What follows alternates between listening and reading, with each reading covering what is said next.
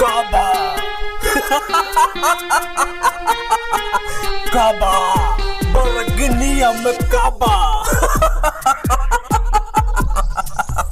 काबा बरगनिया में काबा काबा चारों तरफ से घेरल बाटे एक छोटा सा टापू में। पूरब में बागमती से पश्चिम में लाल बकिया बा। काबा बरगनिया में काबा काबा बरगनिया में काबा काबा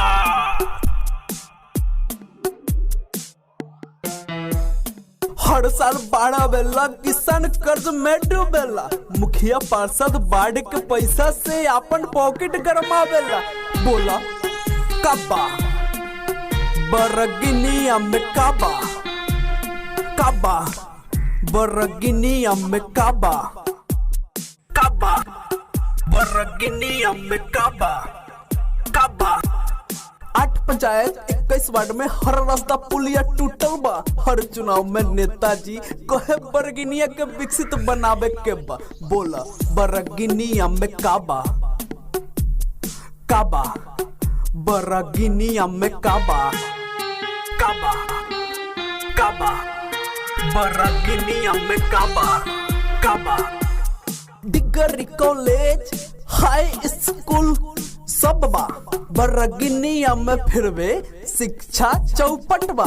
नेताजी के कारण से बोला बरगनिया में काबा काबा एक हॉस्पिटल बा बरगनिया में जहां न होला इलाज। सांप कटे तो नेपाल, हाथ टूटे तो रेफर होला। बोला बरगनिया में काबा काबा काबा काबा काबा काबा बरगनिया में काबा काबा 2 किलोमीटर के अंदर मार्केट बा, जहां सब्जी मंडी, सुनार दुकान, कपड़ा मंडी बा। लोग बहुत कंफ्यूज रहेला क्योंकि हर दुकान बाद 4 रास्ता बा। बोला बरगनिया में काबा काबा बरगनिया में काबा काबा रात में सपना देखी ले बरगनिया अपन खुशहाल और विकसित बा।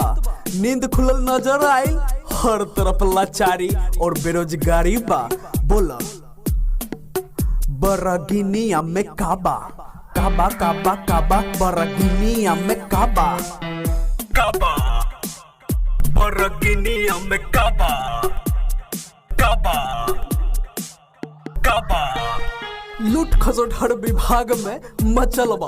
अपन काम करावे के, जात पात हिंदू मुस्लिम में लड़ाई करवावे के, खुद को बाहुबली समझ के बोला बरगनिया में काबा काबा काबा बरगनिया में काबा काबा बरगनिया में काबा काबा बरगनिया में काबा यहाँ न बा खेल मैदान, न बा बस स्टैंड, हर आदमी एक दूसरे पर कीचड़ उछाले।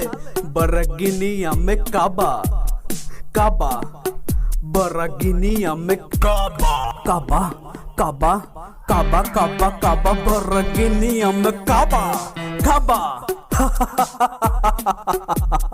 काबा काबा बरगनिया में काबा।